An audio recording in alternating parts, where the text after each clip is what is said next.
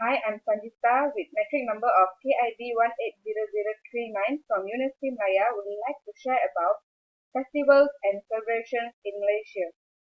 Malaysia has a number of festivals and celebrations, most of which are either religious or cultural in origin, and are also sweated in traditional and rituals.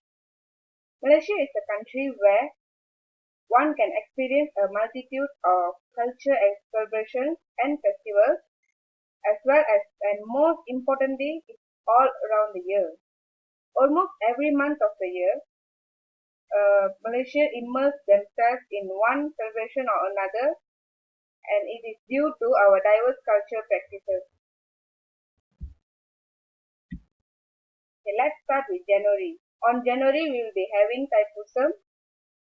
Thaipusam is a festival that's celebrated by Tamil community, and the manifestation of Thaipusam is the best witnessed at Batu Cave in Selangor or either in Penang. The jaw-dropping sight of devotees carrying autumnally decorated frames there, which known as kavadi, would stay with you long after you experience it, and its unique festival is a sight to behold. Next will be February. On February, we will be celebrating Chinese New Year. Chinese New Year is celebrated worldwide by the Chinese to mark the first day of New Year in the Chinese lunar calendar.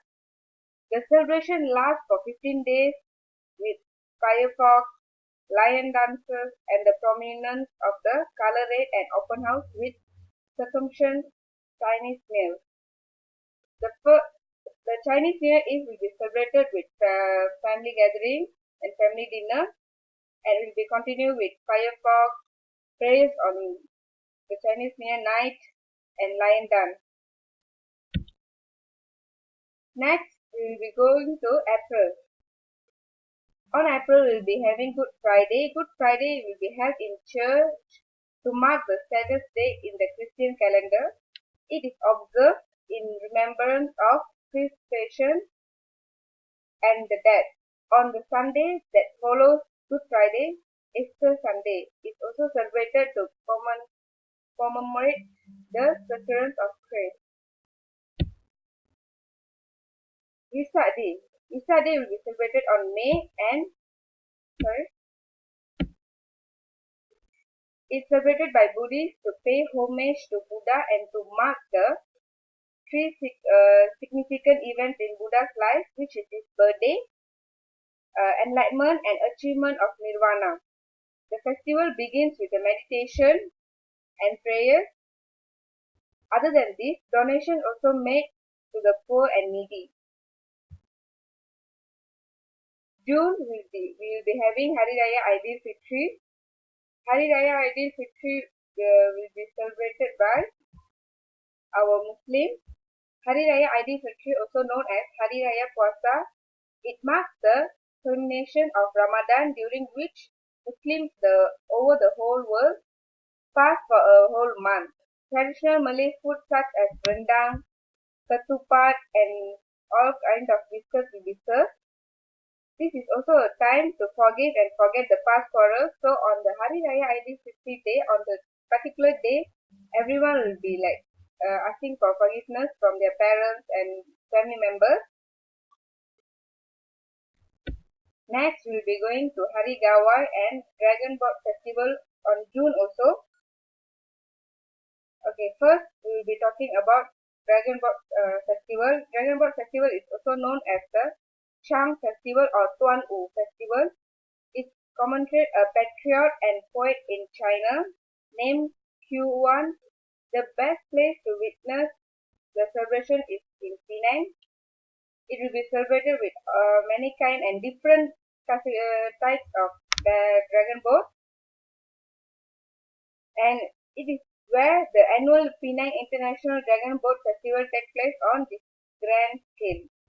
And this is the traditional food that will be eaten on Dragon Boat Festival, and it is known as tong tzu. It's a combination of rice, meat, and salted egg. There's many varieties of tong tzu. Next, we will be celebrating Hari Gawai. Hari Raya is celebrated in Sarawak to mark the end of the paddy harvesting season.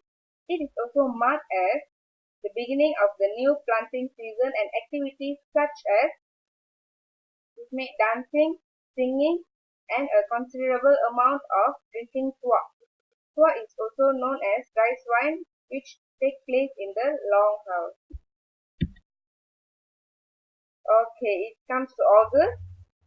On August, we'll be celebrating Independence Day. Independence Day is commemorating the independence of Federal of Malaya from the British in 1951, August 31st, which holds a special place in the hearts of all Malaysians. It's the biggest celebration of the event, takes place annually at Merdeka Square, or most commonly known as Dataran Merdeka in Kuala Lumpur. Next, we'll be celebrating the Hungry Ghost Festival. Hungry Ghost Festival is observed among the Chinese. The festival that commemorates the opening of Hell's Gate for the spirits from the lower realms to roam freely for a month. Things to note during this festival are the larger-than-life rapier match figures and performance of Chinese opera and KUTTY, which is also means energetic singing and dancing with performance in glittering costumes. It's actually a simple way to say that it is to scare the spirit to prevent it disturbs our public. It's just a belief of Chinese community. Next will be our Malaysia Day on September. September 16 commemorates the establishment of the Malaysian Federation in 1963 with the joining of Malaya, North Borneo, Sarawak and Singapore to form a Malaysia. There comes Mid-Autumn Festival, which is also known as Mooncake Festival on September.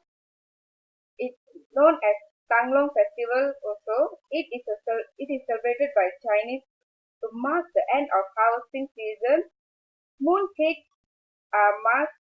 It also commemorates Chang, the moon goodness. There's a story about Mooncake Festival, which is about it represents the story of Chang'e, and there's many types of mooncakes like red bean mooncake, sunflower seeds mooncake, and on the particular mooncake festival, everyone will be playing lantern, and it could be said that children's favorite festival also. Next will be Hari Raya Haji on October. Hari Raya Haji is to commemorate the Islamic festival of Eid al-Adha. The occasion is marked most significantly by the conclusion of the annual Hajj.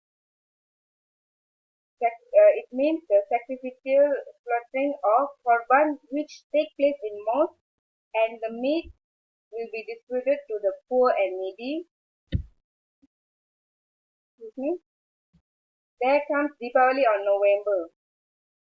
Deepavali also commonly referred to Diwali or Festival of Light. The festival significantly to all Hindus as it symbolizes the triumph of good or evil. All lamps are all lit to ward off darkness and evil on this particular date, and every other major cultural festivals in Malaysia. An open house will be held on this particular festival also. On Deepavali Day, we will be having the traditional food such as murukku, omopudi, hand murukku. There's many varieties of murukku, and we will be having sakti urunda. It's like something sweetness in hard round shape. Next, we will be having Christmas on December. This is the last celebration of the year, a religious festival to mark the birth of Jesus Christ for Christians. Christmas in Malaysia is celebrated like everywhere else in the world. However, Christmas is also viewed as a universal celebration by many, one that carries a secular rather than religious meaning. Even without the traditional white Christmas, The celebration carry on with kaleidoscope of light, endless Christmas display, and shopping deals for all. We will be celebrated with Santa Claus.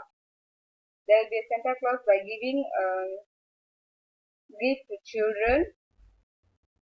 Christmas carols and trees will all debut on this joyful day and working the last celebration in Malaysia festivals on calendar. The small Puritan Catholics in Malacca are known to throw a great practice during Christmas. Only this is all about our festival and celebrations in Malaysia. That's all from me. Thank you.